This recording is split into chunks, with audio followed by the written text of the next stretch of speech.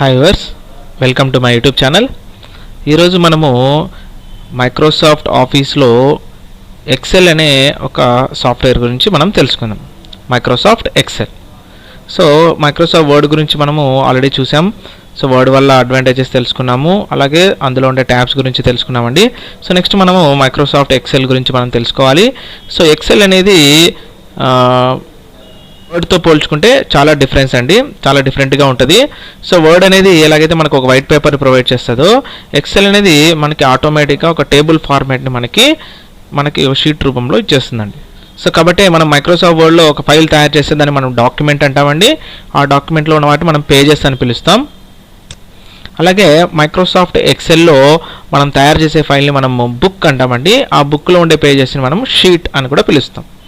ఇప్పుడు first XL గురించి introduction అనేది మనం తెలుసుకుందాం. సో ఫస్ట్ ఎక్సెల్ ఎలా ఓపెన్ చేయాలి అంటే, స్టార్ట్లోకి వెళ్ళి ఇక్కడ సెర్చ్ ప్రోగ్రామ్స్లో మనము ఎక్సెల్ అని టైప్ చేసి, ఎక్సెల్ టైప్ చేయగానే ఇక్కడ చూడండి మైక్రోసాఫ్ట్ ఆఫీస్ ఎక్సెల్ 2007 వచ్చింది చూడండి. దీని మీద క్లిక్ చేయాలి.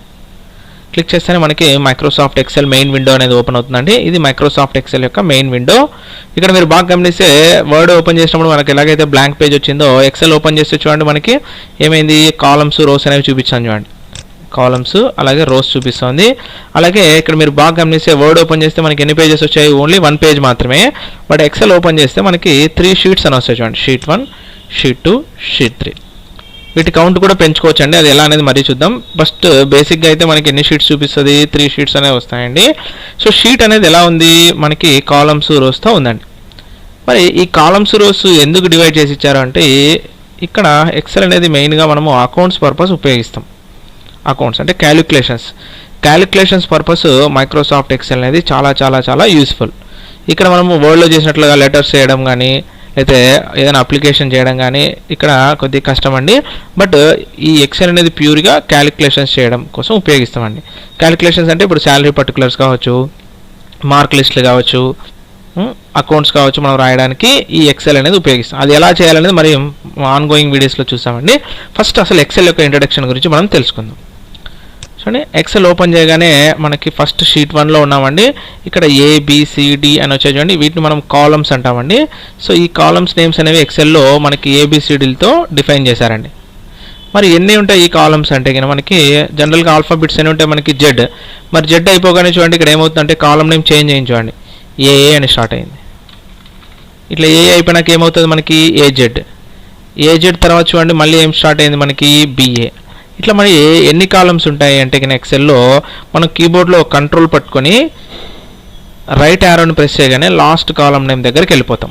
చూడండి ఏమొచ్చింది మనకి XFD అనే కాలమ్ నేమ్గా వచ్చేసింది చూడండి. XFD కాలమ్స్ అనేవి మనకి మైక్రోసాఫ్ట్ ఎక్సెల్లో ఉంటాయండి. ఇప్పుడు మళ్ళీ మనం ఫస్ట్కి రావాలనుకోండి, కంట్రోల్ పట్టుకొని సో లెఫ్ట్ యారోని ప్రెస్ చేస్తే మళ్ళీ మనం ఫస్ట్కి వచ్చేస్తాం. చూడండి ఫస్ట్కి వచ్చాం చూడండి. ఫస్ట్ మళ్ళీ A అనే కాలం దగ్గరకు వచ్చేసాం. అలాగే రోస్కి నేమ్స్ ఎలా డిఫైన్ చేశారంటే నెంబర్స్తోనే డిఫైన్ చేశారు. 1 2 3 1 2 3 4 ఇట్లా రోస్ ఎన్ని ఉంటాయంటే మనకి కంట్రోల్ పట్టుకొని డౌన్ యారోని ప్రెస్ చేసామంటే లాస్ట్ రోకి వెళ్తాం.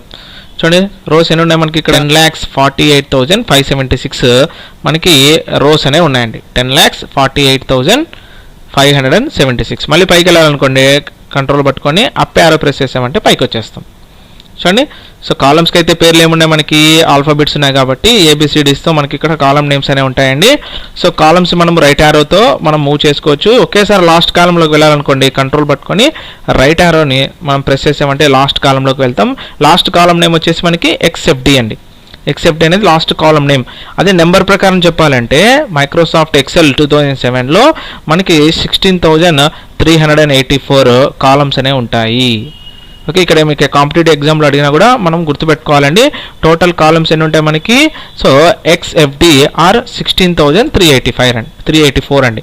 సో మనం మళ్ళీ ఫస్ట్కి వెళ్ళాలంటే కంట్రోల్ పట్టుకొని లెఫ్ట్ యారోని ప్రెస్ చేస్తాం. ఇలాగ కాలమ్స్ని రోస్ని మనం మూవ్ చేసుకోవచ్చండి, తెలుసుకోవచ్చు. ఎన్ని కాలమ్స్ ఉన్నాయనేది మనం ఇక్కడ తెలుసుకున్నాం, ఎన్ని రోస్ ఉన్నాయనేది కూడా తెలుసుకున్నాం.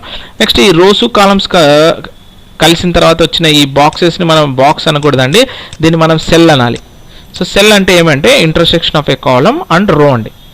Intersection of A column and రో ఈజ్ కాల్డ్ ఎ సెల్. ఇప్పుడు ఈ సెల్ అనేది మనకు ఒక బాక్స్ అండి. ఈ సెల్లోనే మనం ఇచ్చే వాల్యూస్ అనేవి స్టోర్ అవుతాయి. ఇప్పుడు చూడండి, నేను ఇక్కడ వాల్యూ ఇచ్చాను, ఇక్కడ ఒక వాల్యూ ఇచ్చాను, ఇక్కడ ఒక వాల్యూ ఇచ్చాను. సో మరి ఈ వాల్యూస్ మనం ఎలా ఐడెంటిఫై చేయాలి? ఈ 5000 అనేది ఎక్కడ ఉంది అంటే కనుక ఒక సెల్లో ఉంది.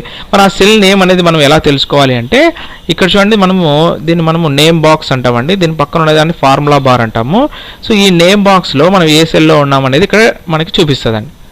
అలా కాకుండా మనము సెల్ని ఎలా ఐడెంటిఫై చేయాలి అంటే, సో సెల్ నేమ్ అనేది ఎలా డిఫైన్ చేశారంటే కాలమ్ నేమ్ అండ్ రో నేమ్. సో సెల్ అంటే మనము అబ్రివేషన్ ఏం చెప్పాం? Intersection of A column and రో అన్నాం. సో కాలమ్ రో కలిసిన ఏరియానే మనం సెల్ అన్నామండి. సో సెల్ నేమ్ కూడా ఎలా డిఫైన్ చేశారంటే కాలమ్ నేమ్ అలాంగ్ విత్ రో నేమ్ అనమాట. సో ఈ 100 అనేది ఏ కాలంలో ఉంది? ఇప్పుడు సి అనే కాలంలో ఉందండి. ఎన్నో రోలో ఉంది? 3లో ఉంది. సో కాబట్టి ఈ సెల్ నేమ్ వచ్చేసి మనకి C3 అండి. మనకు డౌట్ ఉంటే ఈ నేమ్ బాక్స్లోకి వెళ్ళి ఆ నేమ్ చూడొచ్చండి, C3. అలాగే ఇది చూడండి మనకి B7, ఇది B4, నెక్స్ట్ ఇది చూడండి E8. అలాగా మనం ఐడెంటిఫై చేయగలిగితే ఎక్సెల్లో మనం 90% వర్క్ అనేది ఈజీగా చేయొచ్చండి, సెల్ నేమ్ని ఐడెంటిఫై చేయడమే. సో ఈ సెల్ నేమ్ ద్వారానే మనము ఎక్సెల్లో క్యాలిక్యులేషన్స్ అనేవి మనం చేస్తామండి. ఫర్ ఎగ్జాంపుల్ చూడండి, ఈ 4 వాల్యూస్ని మనం యాడ్ చేయాలి అనుకున్నామండి. ఇక్కడ ఉండే 500, 400, 100, 5000 ఈ 4 వాల్యూస్ని యాడ్ చేయడానికి మనం ఒక ఫార్ములా అనేది ఎక్సెల్లో డిఫైన్ చేయొచ్చండి. సో ఎలా డిఫైన్ చేయాలి అంటే చూడండి, మనకి ఈ 4 వాల్యూస్ ఏ సెల్లో అయితే రావాలనుకుంటున్నామో ఆ సెల్ దగ్గర క్లిక్ చేసి, సో ఎక్సెల్లో ఫార్ములా రాయడానికి మనం ఏం చేయాలంటే ఈక్వల్ టు అనేది ప్రెస్ చేయాలండి. ఈక్వల్ టు అనేది రాసేసి ఫస్ట్ ఈ 500 అనే వాల్యూ ఎక్కడ ఉందండి? మనకి B4లో ఉందండి. సో B4 అని రాయాలి. ప్లస్ సో అర్థమెటిక్, సో ఎక్సెల్లో ఆల్ అర్థమెటిక్ ఆపరేటర్స్ని యూస్ చేయొచ్చు, అలాగే లాజికల్ ఆపరేషన్స్ని యూస్ చేయొచ్చు. చూడండి, అన్ని ఆపరేషన్స్ని మనం యూస్ చేయొచ్చు. అది ఎలా అనేది మళ్ళీ చూద్దాం. ఫస్ట్ అర్థమెటిక్ గురించి మనం తెలుసుకుందాం. అర్థమెటిక్లో ప్లస్, సో ఇప్పుడు B4 ప్లస్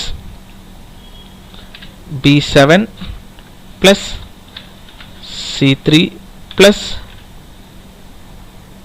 E8 అండి. చూడండి, ఇది ఈ కాలంలో 8th రోలో ఉంది కాబట్టి E8 అని రాసామండి. ఇది సి కాలంలో 3rd రోలో ఉంది కాబట్టి C3 అని రాసామండి. ఇది బి కాలంలో 4th రోలో ఉంది కాబట్టి B4 అని రాసాం. ఇది బి కాలంలో 7th రోలో ఉంది కాబట్టి B7 అని రాసామండి.